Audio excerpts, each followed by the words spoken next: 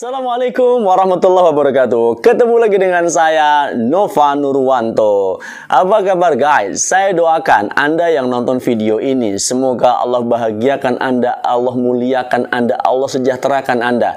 Yang punya masalah, saya doakan semoga masalahnya cepat selesai. Yang punya hutang, semoga hutangnya cepat lunas. Dan yang belum dapat jodoh, semoga Anda cepat dapat jodoh. Amin. Oke guys, di video kali ini, ini adalah sebuah segmen baru di channel YouTube Nova Nurwanto. Ya, di segmen baru ini sudah pernah saya posting satu kali konten tentang kisah berfaedah. Ada banyak kisah mungkin yang pernah kita baca, ada banyak kisah yang pernah kita dengar. Tapi pertanyaannya, seberapa banyak kisah yang telah mampu menginspirasi hidup kita? Seberapa banyak kisah yang telah memotivasi diri kita? Di segmen kisah berfaedah, saya pilihkan kisah-kisah menarik, kisah-kisah yang memberikan inspirasi, yang memberikan motivasi, yang mampu menggerakkan energi kita untuk kita berlari menjemput impian yang tertinggi. Ya, banyak kisah yang bisa memberikan faedah dalam kehidupan kita. Tapi sebelum saya sampaikan kisah berikut ini, ada baiknya ya Anda pastikan Anda subscribe channel ini supaya Anda bisa mendapatkan banyak notifikasi penting dari ilmu-ilmu penting, dari konten-konten penting untuk hidup Anda. Dan kalau Anda rasa bahwa konten ini menarik, konten ini bermanfaat untuk Anda dan banyak orang, silakan Anda like, share, and comment, berbagi kebaikan lewat channel ini. Assalamualaikum warahmatullahi wabarakatuh. Selamat datang di channel saya, channel YouTube Nova Nurwanto. Jangan lupa sebelum tonton, subscribe, share, and like. Terima kasih telah mampir. Semoga kita bisa jumpa di darat, tidak hanya jumpa di udara. Assalamualaikum warahmatullahi wabarakatuh. Alkisah, ya, kisah ini adalah tentang keluarga pedagang martabak. Anda mungkin sebagainya tahu, saya lahir besar di keluarga pedagang martabak di sebuah kampung kecil di Kabupaten Tegal, namanya Lebaksio. Tapi ini bukan kisah tentang keluarga saya. Ini adalah kisah sebuah keluarga yang profesinya adalah pedagang martabak. Sebut saja nama kepala rumah tangganya adalah Bapak Kubat. Jadi Pak Kubat ini adalah pedagang martabak yang cukup sukses. Ada banyak pedagang martabak yang merantau di kota-kota besar di seluruh Indonesia. Tapi Pak Kubat sukses menjual martabak di kota sendiri, yaitu kota Slawi. Nah, di kota kecil Slawi ini, Pak Kubat sudah membuka dagangannya dari tahun 80-an. Dia menjual martabak di kota Slawi di tahun 80-an. Dia berhasil membangun rumah, berhasil. Salah satu keberhasilannya adalah dia mampu menyekolahkan anaknya sampai ke perguruan tinggi. Singkat cerita, anak pertamanya, sebut saja Sikin, berhasil kuliah di sebuah perguruan tinggi negeri di kota Jakarta. Sikin kuliah di jurusan ekonomi, maka dia belajar banyak tentang ekonomi Indonesia, ekonomi mikro sama ekonomi makro. Sikin kuliah sampai pada suatu ketika dia berhasil lulus di perguruan tinggi negeri tersebut. Ketika dia lulus, seperti mahasiswa yang lain, ya, dia mencoba mencari kerja di Jakarta. Ya, lulus mungkin nggak terlalu terbaik, tapi dia berhasil lulus. Dan satu di antara impian para mahasiswa ketika lulus, mereka mencoba melamar kerja. Apalagi dia kuliah di Jakarta, maka dia pengen kerja di Jakarta. Saat itu dia mencoba mencari pekerjaan, tapi sejak dia kuliah, bahkan menjelang akhir-akhir dia kuliah, dia banyak mendapatkan input, dia mendapatkan informasi, dia mendapatkan banyak masukan dalam otaknya bahwa kondisi ekonomi sekarang sedang tidak baik. Atau spesifiknya, kondisi ekonomi negara Indonesia saat itu sedang tidak baik. Singkat cerita, informasi itu masuk sejak lama dari media sosial, termasuk dari pelajaran yang dia terima di perkampusnya. Ketika dia lulus, dia mencari kerja. Betul saja, semenjak dia lulus, dia mencoba cari kerja, tapi dia nggak kunjung dapat pekerjaan yang dia inginkan. Dari hari-hari, bulan ke bulan, dia sulit mendapatkan pekerjaan yang dia inginkan. Makin kuat kesimpulannya bahwa ekonomi Indonesia sedang tidak baik. Lambat laun, mungkin 3 bulan, ayahnya Kubat dari kampung nelpon, Sikin, udah kamu pulang saja, bantuin bapak jualan martabak. Bisnis bapak sudah bagus, kalau kamu lanjutkan mungkin akan bisa lebih berkembang. Sikin bilang, aduh bapak, saya ini sarjana ekonomi, lulusan kampus perguruan tinggi negeri di Jakarta. Kalau saya pulang, saya cuma jualan martabak. Apa kata dunia? Malu saya bapak. Ayah Sikin mencoba bertahan untuk tetap mencari pekerjaan. Bulan berganti bulan. Akhirnya lambat laun ternyata Sikin juga tidak kunjung mendapatkan pekerjaan. Kesimpulan otaknya semakin kuat bahwa ekonomi Indonesia sedang tidak bagus itu terbukti dari dia sulit mendapatkan pekerjaan. Keyakinan itu semakin menguat bahwa ekonomi sedang tidak bagus. Mulai dari informasi dari dosennya, informasi dari televisi, dibuktikan dengan pekerjaan yang sulit dia dapatkan, maka mindset ekonomi sedang tidak bagus dia bawa pulang. Akhirnya dia menyerah sama orang tuanya.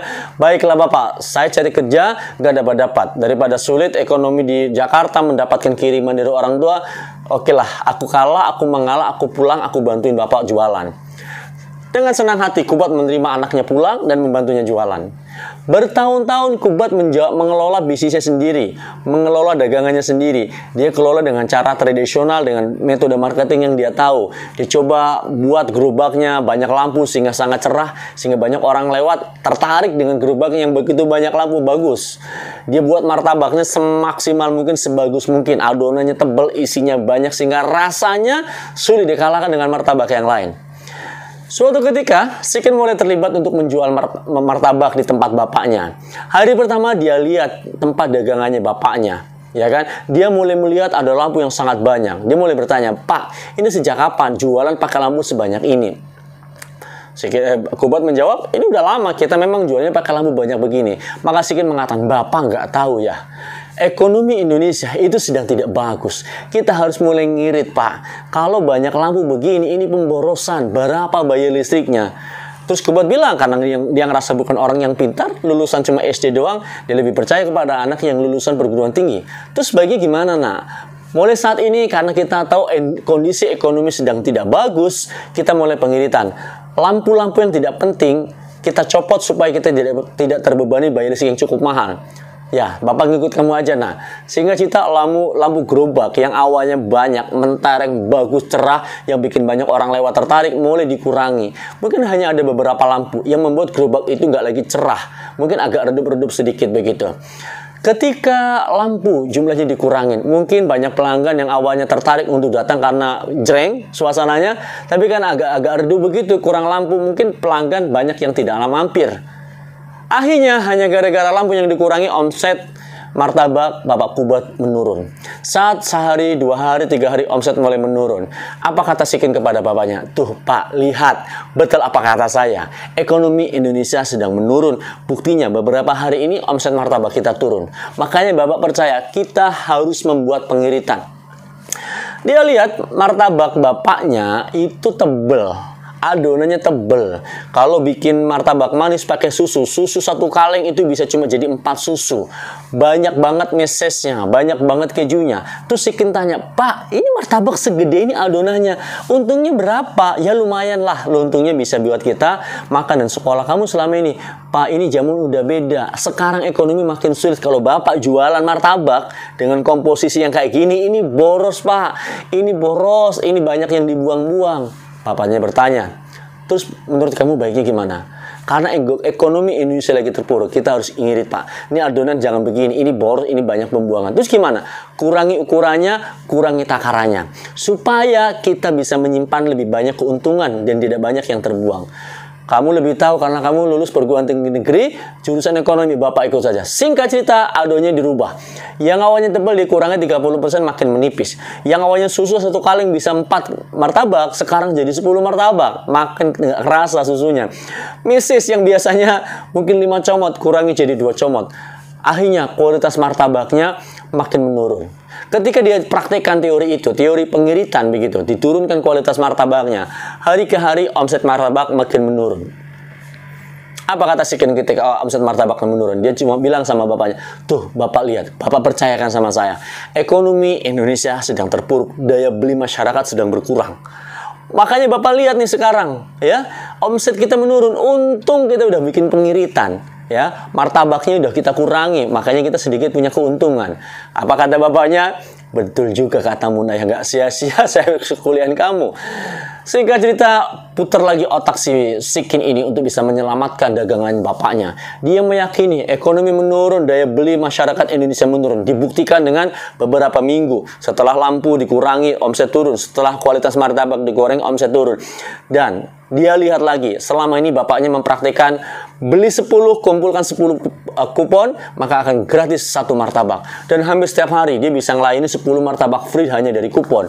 Dia menyadari, Pak, ini apa lagi? Kok ada orang beli tanpa kupon, tanpa uang, hanya pakai kupon? Ya dari dulu sampai sekarang, ya, membuat bapak martabaknya laku itu bapak bikin promo. Setiap pembelian 10, kumpulkan 10 kupon yang ada di dus, maka bisa tukarkan 10 kupon itu dengan 1 martabak. Aduh bapak kan tahu ekonomi Indonesia lagi terpuruk, daya jual beli masyarakat lagi menurun. Ngapain bikin pemborosan seperti ini? Ini bahaya Pak, ini bisa bikin kita bangkrut kalau kita kasih martabak gratis ke orang. Kubat nanya, terus menurut kamu bapak harus gimana nak? Pak, jangan bikin promo lagi. Kasih uang, kasih martabak ke orang gratis sehari 10. Bapak bisa kehilangan uang lebih kurang mungkin 400.000. Terus baiknya gimana? Jangan pakai promo. Singkat cerita, promonya dihilangkan. Promo dihilangkan, Anda tahu tidak ada daya tarik pelanggan beli ke tempat itu. Akhirnya omset pun mulai menurun. Karena sudahlah gerobaknya redup, kualitas martabaknya berkurang, nggak ada lagi promo, pelanggan pindah ke tempat yang lain. Lama-lama martabaknya bangkrut, pembelinya kabur. Saat martabaknya bangkrut, apa kata Sikin kepada bapaknya? Tuh kan, bapak percayakan apa kata saya, ekonomi Indonesia sedang buruk. Dan kita bisa buktikan martabak kita bangkrut. Apa kata bapaknya? Iya ya nak, kamu betul nak. Bapak nggak sia-sia kuliahan kamu ke perguruan tinggi negeri Jakarta.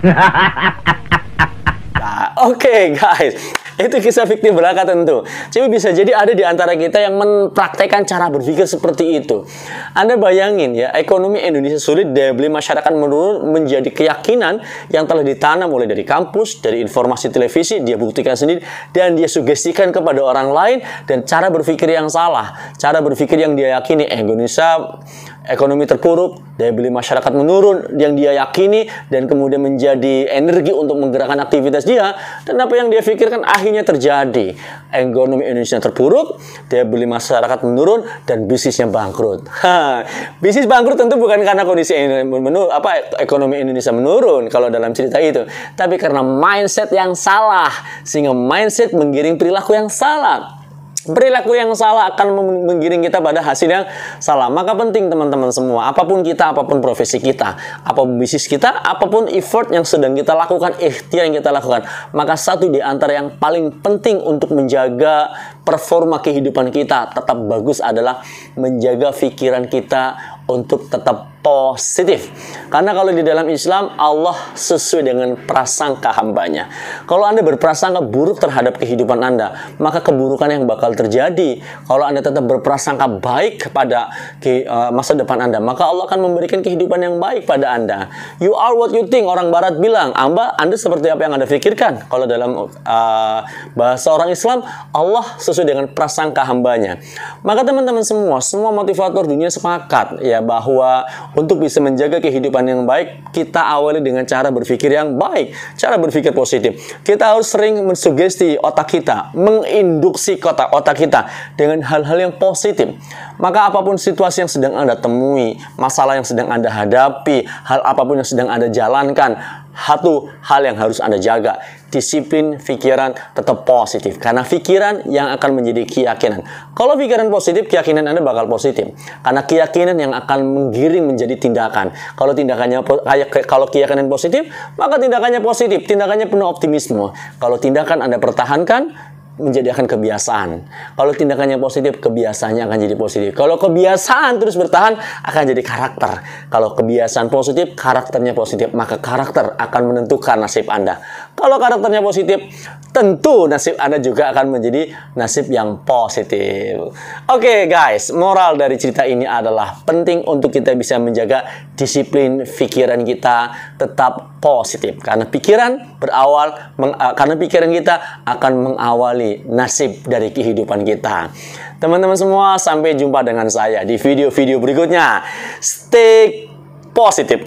keep high spirit, and stay humble. Assalamualaikum warahmatullahi wabarakatuh.